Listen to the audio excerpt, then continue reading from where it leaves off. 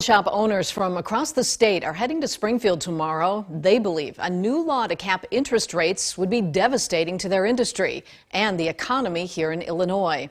Jim Haggerty talked with the owner of a State Line Pawn Shop. And Jim, what else do we know about this proposed law?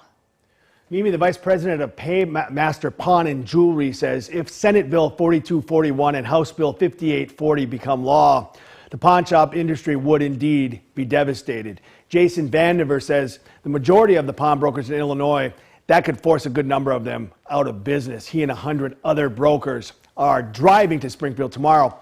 Under the bills, pawn shops would be included in the Predatory Loan Prevention Act. Then the annual percentage rate on short-term pawn shop loans will be capped at 36% or 3% per month.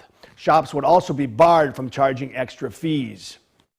All of the work that it takes to process our loans, for us to collect only $3 on 100 just wouldn't be enough to keep the lights on.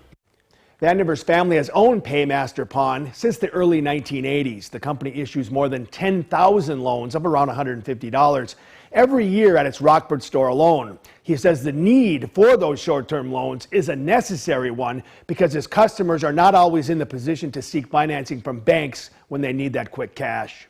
So that's 10,000 consumers that wouldn't have a place to turn for their small dollar loans. That's our store. You know, there's other stores in town.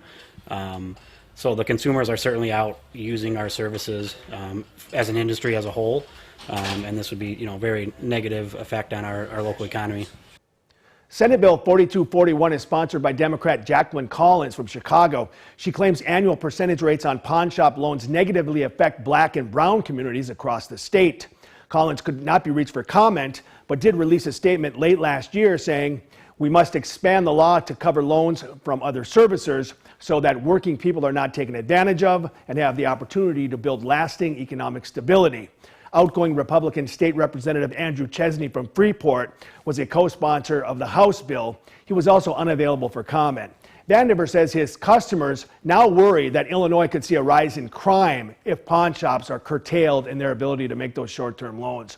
There are currently 222 licensed pawn shops in Illinois, small businesses that employ more than 1,000 people. Mimi? Interesting. All right. Thanks, Jim.